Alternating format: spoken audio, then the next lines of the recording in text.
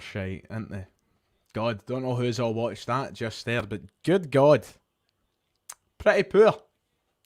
Pretty poor from the English. I don't fancy their chances of winning Euro 2024, I'll tell you that. Anyway, ladies and gentlemen, hello, it's nice to see you. Welcome yourselves in. If you haven't already, please make sure to hit like and subscribe. It would be much appreciated as we try and get towards the big 50k mark, as close as we can get to it this year. I don't expect to hit it, but let's try and get as close to it as we possibly can. We're nearly at 44k now, so if you haven't, please drop down below. Can I just make a quick disclaimer very quickly and get something off my chest, because I've seen a lot of people waiting in the chat over the past hour, that being the reason that I had this scheduled for 6, and I didn't mean it.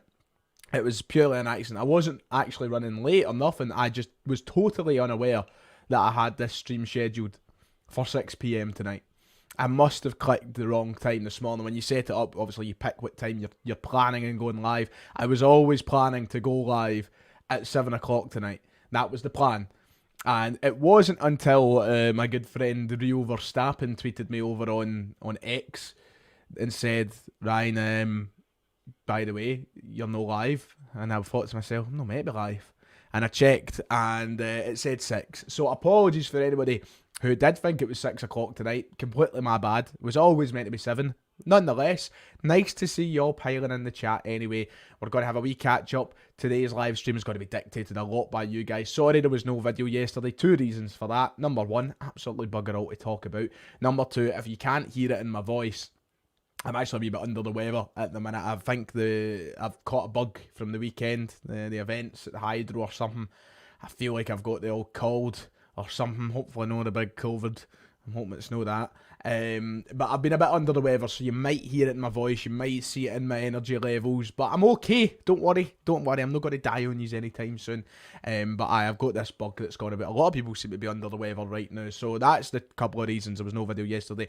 It's nice to see you. Josh, I am so sorry, saying I'm out of my life, I'll never get back. Cheers, Ryan. Listen, if you know me by now, you shouldn't rely on times for live streams. I was just sitting there eating my dinner, minding my own business, watching the football, and then somebody pointed out that I wasn't live. But I'm here. That's the main thing. Tonight, as I said, we're just going to have a bit of a Q&A. There is a couple of housekeeping issues to go over, but you've seen the title of the stream and how it's been all week. It has been a very, very, very quiet week for Celtic. Absolutely nothing happening, really. Very minor going-ons at the club. Not much in ways of transfers coming in. The only thing we've really got to talk about tonight is a story regarding Owen, his transfer out of the club. When it comes to players joining, it's still all quiet on the Western Front. There's nothing to talk about at all. Not even anything that I've heard behind the scenes or anything.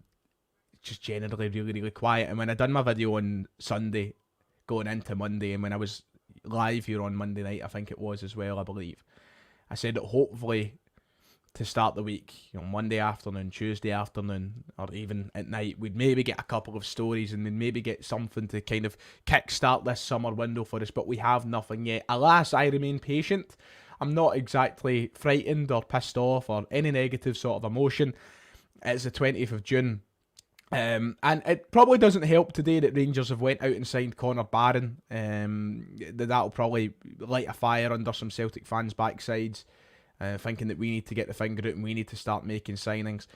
But look, listen, one thing I think that has to be made perfectly clear is Rangers are in more need of signing players than Celtic are at the minute. After all, Celtic are still champions of Scotland. We won the Scottish Cup, we won a double, and at the end of the season we ended up winning the league comfortably. I would say it wasn't comfortable leading to it, but we ended up winning it comfortably. Rangers are miles behind Celtic in terms of on the park quality, and so they're obviously going to go and make signings before us because they need to desperately improve that team. They also are expecting more significant departures than what Celtic are, I would say. There's the potential of Connor Goldson, James Tavernier moving on. I've obviously lost a couple of players returning from loan deals, etc. Rangers will have their own business to conduct. And listen, none of the business they've done so far is anything that frightens me too much. This is the same story every year. Rangers go out, they make their signings, we get to August, it's got to be the undoing of whoever's in charge of Celtic, whether it's Rodgers, Postecoglou, whoever. It's the same story every year. So as I sit here on the 20th of June right now, I'm not in a panic mode. The official transfer window for international transfers opens on the 1st of July. I would expect to see our business over the next month ramp up significantly. I think stories will become more believable and a lot more substance to them as well. So really at this point you are just asking for that patience, and you're just kind of sitting anticipating Celtic to make moves as the weeks go by. But right now Celtic's business yet to kick off, yet to really go underway. And we'll get into it as I get your questions. The only story that we did have to cover tonight, as I said, was the update in regards to and his potential departure from the club. But thank you for everybody for your comments right now. We'll get into it after this wee quick update. So for anybody wondering what the script is with this was the update that was broken last night, actually, from German outlet Belgian outlet HLN. I think they're Belgian, yeah, they are. HLN Belgium reported last night at 6 o'clock roughly that Genk have increased their offer for Celtic striker O. The kind of update said that Genk have increased their offer for O last week. An initial offer for Celtic South Korean striker was rejected. O scored 5 times in 20 matches in the Scottish Premiership last season. So we have rejected the initial bid. We don't know the exacts. We did hear that talk that apparently it was going to be a deal of £4.2 million, including add-ons. I don't know if that is the exact number that Celtic have rejected, but they have rejected the first offer, clearly in negotiations to try and get more money out of this O transfer. I do think that this is one that will go over the line, just down to the fact that I don't think many teams across the continent will be ready to throw money at Celtic for O. So if Genk are willing to spend some money, Celtic will be trying to land it. I have a feeling, if I was to go out on a limb and make a guess here with the O situation and why the initial bid has been rejected, I think it will be more to do with the add-ons than the fee itself. We know that Celtic, in this modern age of their transfer workings, like to include packages in these transfers out of the club, which have sell-on fees, which have percentages that entitle Celtic to more money should, if O goes over to Belgium and tears it up, say O goes over and has a 20-30 goal season, and he attracts a big move to England or Germany, and somebody's willing to pay 15-20 million pounds, Celtic will, and this is all hypothetical, of course, I'm not saying that is what's going to happen with O. I don't think the evidence is necessarily there to suggest that's definitely going to happen. But Celtic like to be precautionary in that kind of situation, and they like to guarantee themselves more money should the best happen. Look at Jeremy Frimpong, the money we are due to make off his potential exit from Bayer Leverkusen. You look at any other player who Celtic have sold for big money, they have tried to include these fees so that it's not only the initial fee that they receive, but so there's money down the line. So I have a feeling that it might be to do with that. I think Celtic are maybe trying to negotiate their way into more money should a future transfer come out, but the initial bid has been rejected, a new bid has been launched. I assume we will see O leave to Belgium very, very soon, but that is the state of play as it currently stands with his transfer to Genk. And apart from that, it is incredibly quiet in everything to do with Celtic. If you go into any of the fan media blogs, websites, any of the YouTube channels, if you even go on Twitter or Facebook, you will see there is a real lack of news. Like for example, I'm on 67 Hail Hail just now, which is one of my favourite websites to go and read up on and the latest ongoings of Celtic. So shout out to John and the guys over there.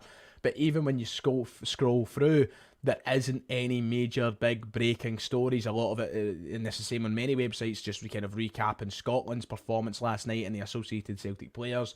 A lot of interview pieces and stuff like that. It is just generally really quiet for news at the minute. We're all kind of feeling it. So I'm not the kind to go out there and make stories for nothing. I mean, there you go, Planet Celtic struggling for content. Of course, everybody's struggling for content because it is just so quiet. So we are waiting. God, I didn't have a video to make last night, so what did I do? I sat down for almost 2 hours and made a bloody Brendan Rodgers compilation edit.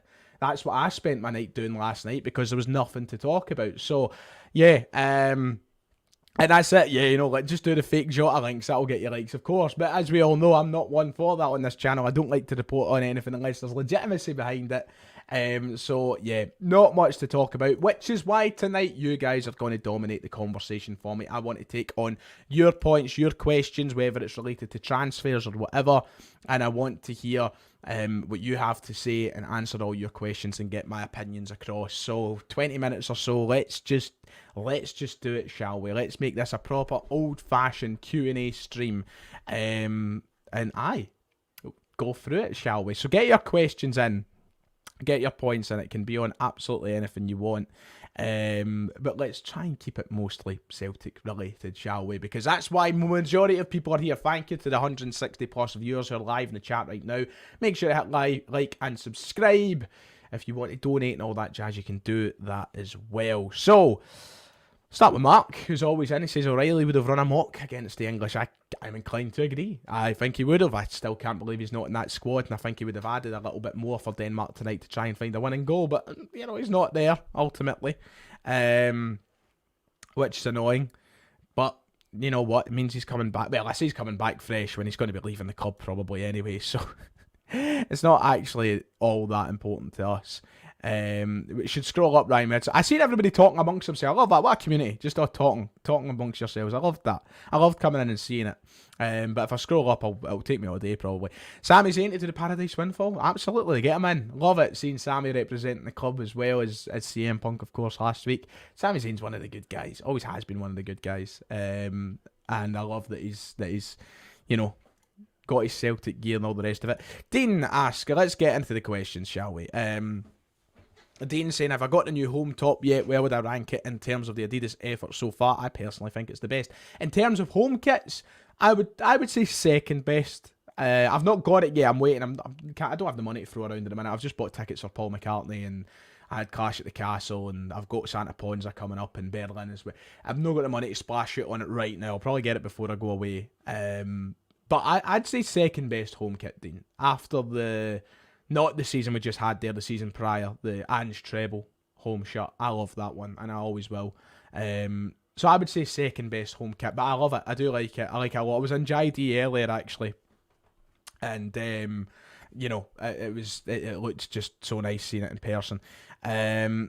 Monocelic says, are we actually going to make signings, or has the board thrown its toys out the pram again? We will make signings. We will. It's just the biggest question is the quality of signings. And if I take you back to last summer, we started slow. And we usually do. We start every summer slow. This is just the kind of mindset that us as fans can't really get into, because we end the season in a high and you just want to continue that feeling. But Celtic want to do their business right. The problem with last season was we done it slow and we didn't do it right. We made a lot of dud signings. We made signings that didn't impact the team and didn't improve the team. And we've seen that over the course of the year. Our summer signings, nobody really made an impact apart from maybe Lewis Palmer at the beginning. So it's all about getting it done right rather than done fast. But we will make signings. And if we don't, then God help us. God, a lot of comments flying in there. I'm losing the trying to catch up. Ryan, can we not have arranged a recruitment chief yet when we're so desperate? Yeah, I know, I can't. We still don't have a chief scout. We don't have a head of recruitment. We've got nobody to replace the departure of Mark Lawwell, which is really, really strange. The only other thing that I could think about in regards to the Mark Lawwell situation and who's replacing him is maybe they've done it quietly. Maybe there is somebody in place, but usually word gets out about this. Usually Celtic themselves leak it to the mainstream, usually leak it to the press, and that hasn't happened. So at 99% sure that job is still lying empty for somebody to take. But it is strange that it's not been done yet. We've got a scouting department there, which obviously should still be doing its job.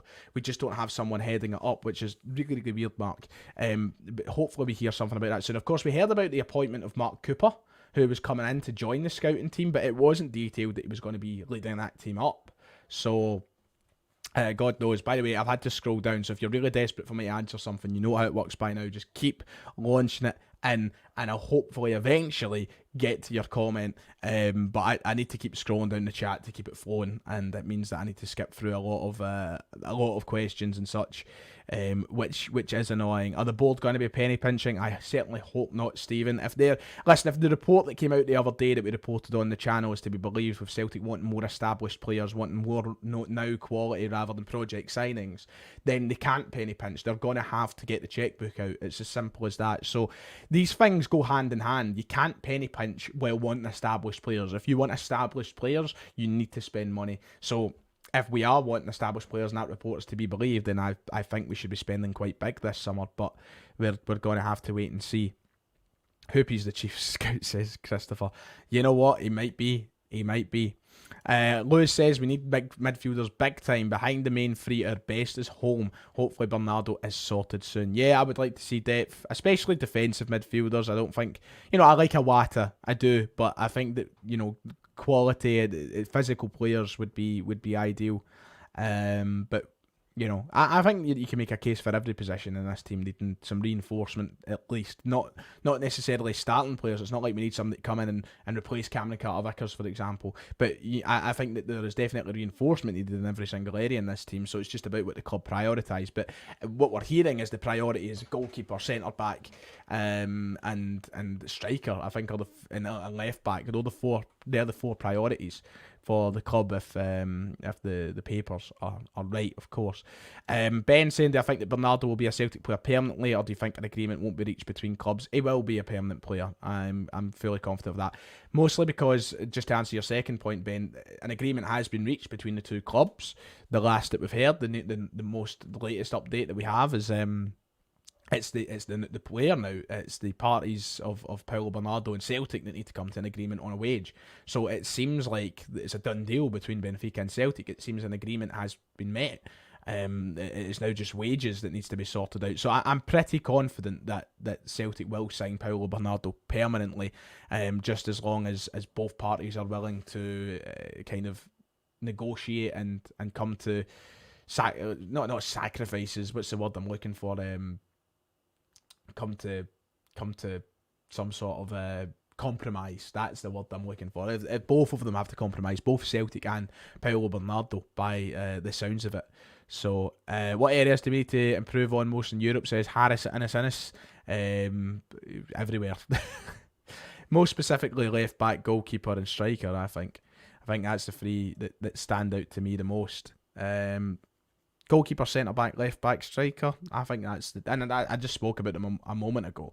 But for me, they're the ones that kind of pop out the most to me. Ellen saying beating Denmark isn't for everyone. Of course not. It isn't, Ellen. It isn't at all. Those English, honestly, God Almighty. Yeah, I agree. We've got Lewis saying, I agree that the goalkeeper should be the priority. If we get it wrong, I can see a repeat of 2021. I really do like the idea, and I hope that we manage to strike up something in some sort of agreement with Sparta Prague to sign Peter Vindal Jensen. I do like the look of him. And I've resigned to the fact that the goalkeeper that we do sign isn't going to be a Joe Hart profile, isn't going to be somebody we know. The goalkeeper who'll be starting for Celtic next year isn't going to be a known keeper, and to the, like an English Premier League goalkeeper or anything like that. We're probably going to sign from the continent, and we're just going to have to be confident in their abilities. And listen, I'm confident with the thought of Peter Vindal Jensen. It just depends if it happens or not, Bernardo's on holiday with his bird. He'll be here in 2 weeks max. Yep, see, the man's on holiday. Let him enjoy himself. Let's see. We need wingers. Yep. And listen, as I said, I think every position you could argue needs reinforcement.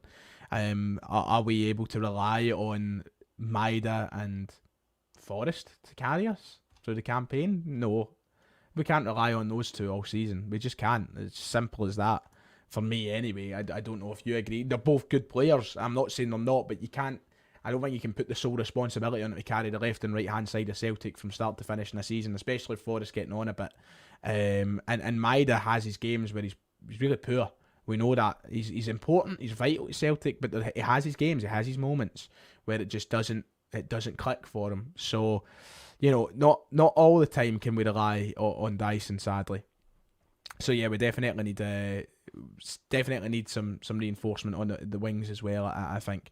And just to add to that, Baldy Prick says that we definitely need better wingers. We've gone from Jota to fucking Palma, who should be at Rangers. He's rotten. And Abada to Yang. Biggest drop-offs in quality I've ever seen. A bit harsh in Palma, I would say.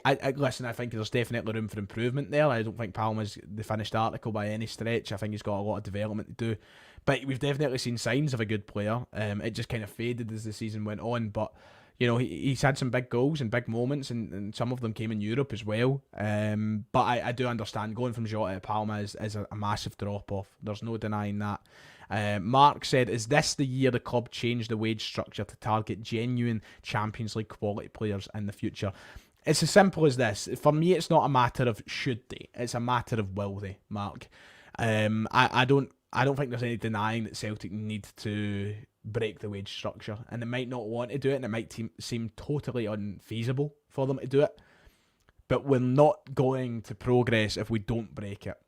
So for me, it's not a matter of should they or shouldn't they, because they should. 100% they should. And I know it's not easy to do that, but if, as you're saying, to target genuine Champions League players, you need to change that wage structure. You need to be willing to maybe offer a bit more money. Not every player that Celtic are interested in are going to be happy to come to Celtic for 30, 40 grand a week. Some of them will want more. So they are going to have to think about this kind of fixing up things and changing it. But it's a matter of will they for me rather than should they. Smell the glove, nice to see. Always in here saying, Ryan, do you think the club are waiting to July 1st to announce a couple of signings that are apparently done? No, I just don't think anything's done. And the reason that I say no is because in this day and age, it's just really hard to hide a signing. I don't think anything's done yet. Celtic have been known in the past to keep a couple of players quiet and to keep things secret, but it's just very unlikely that there's anybody there ready to announce on July 1st. And when you go back and you look at the likes of Rio Hatate, Dyson Maeda and Yosuke Deguchi, remember that they made that very clear before the window opened that they were signing, because they knew it would get out there. And it was out there. We were talking about Hatate for weeks. We were talking about Maeda for weeks. Andy Deguchi. It's just so hard to keep these things under wraps. So I don't think so. I think as soon as Celtic are close to their first signing, we will know through Stephen McGowan, through Mark Hendry, whoever. I feel like I've developed a decent enough knack by now to know what seems like it's going to happen, what's not going to happen. There's just a point where you know something is legitimately happening. But I don't think anything's hidden for July 1st yet. Smell the glove. Not quite yet anyway. Because that's still 10 days, you know. So 10 days is a long time to try and keep something secret. You're talking maybe 10 plus. There's talk of Vindal Jensen going to Leicester. God, don't say that. Not the Premier League taking all our fucking targets, please. Champions League football here for you, Peter. We could give them the same wage structure, but give them £500,000 lump sum signing bonuses, couldn't they? They could technically, yeah. They could give anything, you know. They could give 500,000. They could give £1 million. They could give £2 million. You know, they're totally allowed, and they could do that to make up for a lack of wages. So yeah. Oh, Rodgers is in Portugal. Good on him. Hope he's getting the sun. Love that. Who do I think will win Euros? France. I want Germany to win it, but I want Scotland to win it. So if it's going to happen, but France, I would say, are the favourites, and who I think will win it. But I would like to see Germany win. Celtic aren't clever enough to hide signings. You're not wrong, Mark. You're definitely not wrong. Is the new EA football game any good, Ryan? Nah, I think it's rotten, to be quite honest. I only enjoy Football Manager, to be quite honest. Twitter get it's nonsense. That I've seen this floating about, just to make it clear for anybody who might think Glavakovic to Celtic is back on from last year. Not happening. It's nonsense. Sorry to destroy him. Listen, you know me. I was here last year shouting Dom Livakovic's name from the fucking rooftops. Really wanted him to sign for Celtic. But that's not happening, sadly. Do I think that Palma and Kyogo will find form to score goals again? I think Kyogo will. I don't know how Palma's chances will be. But I think Kyogo will. 100%. It's too good not to score goals. So, you know, everybody's due obviously. And listen, Kyogo still scored, 15 goals last year, roughly. He knows how to score. He just had a bit of an off-season, a bit of adapting. But, you know, we need that competition in for him to kind of motivate him on to score goals. I hope Rodgers is doing some business in Portugal. Yes, go and sign some Portuguese talents like Jota. Thanks very much. Manchester United goalkeeper would be a good loan signing. I assume you mean Binder and not Onana. But yeah, look, listen, Binder wouldn't be a bad signing. He had a really good run at Fenerbahce before he moved to become United's number 2. So listen, that one's not away yet. That one's still out there, still a possibility. The last update we got in that was people within Manchester United saying that there was no contact whatsoever, but it might be one Celtic go back in for if they decide, we need a goalkeeper. But yeah, it was good at Fenerbahce. It was Livakovic who actually replaced Binder. So Ryan, who's Kaz Milligan? An utter fucking roaster. That's all you need to know. God, I've started beef. I'm going to get off of the boxing match in the Hydro with him sometime soon. Hydro, God. Let's see. Hope Joe Hart's down at Man City telling players to come at Celtic. Aye, get him up. Sign him up. Give us them all. Spain, good young players in Spain, absolutely. Me versus CJ Novo at the Hydro. God. Listen, I'm no boxing anybody. Steely, God. Sorry, I think there's like a... No, I'm not even going to go there. Not going to go there. The KT rumours to Celtic can stop now. Yeah, they can. Listen, what I want to say very quickly is thoughts and wishes with Kieran Tierney, because that was a horrendous injury last night. And I know that we always say that Kieran Tierney's very injury prone, and people always make the joke that he's made a biscuit or he's made a glass. That one last night he can do nothing about. That's not an injury prone issue. He's had a freak accident. He's landed all wrong, and it doesn't matter if you're Kieran Tierney or if you're Callum McGregor, who I look at as the fittest guy in football. Doesn't matter who you are, that's going to be an injury for any player, the way that he's took that landing. That is so unfortunate. So my wishes for his recovery. But yeah, I think that's one that will probably put it to bed, because I think Tierney might be out for a long, long time. And I really feel for the guy. I really do. It's an absolute horror injury. I hope it's not as bad as it looks, but we're yet to hear the actual story from it all. Would I take Rodri? Yeah, in a fucking heartbeat. would we get him? No. Let's see. He supports Farage. You're joking me. No way. I thought I heard that all. You're joking, Donny. Surely it doesn't. No way. That doesn't surprise me. Listen, as I said, less said the better. Mark again. I'm getting a lot of Mark's comments up today. He's going to leave some good comments. We have a great record of selling young players from England. Time to raid some of the academies. Listen, if it's the right player, absolutely. Sign who you can. Listen, signing from the academies is one of those difficult ones. Like, obviously, I don't think many of us in this chat, or even me myself, could say, go and sign him or him. It's not like I watch the English academy teams. So it's all about Celtic doing their scouting in that regard and getting it done right. So aye. Speaking as someone who's scrapped with Ryan before, I can confirm. I'm not fighting Kaz Milligan. Thanks very much. Wouldn't associate myself with him if it was the last means I make money on this fucking planet. But thank you for the glowing words there, Ronan. I'm not a fighter. I'm a lover. I'm a negotiator. I'm a commentator. You know what? I commentate on the fights. I don't partake in the fights. So aye, bear bum boxing. It's a good one. I've not actually heard that. I liked that. Enjoyed that one. Aye. So listen, I'm up to 28 minutes. So let's a couple more questions. If we had £200 million in the bank to spend on players, maybe so Monticellic. If we had 200 million, well, am I going to watch the Copa America? Probably not. But if it's on and there's nothing else on, I'll stick games on. But I've not got any intentions to actually go and watch it. To be quite honest.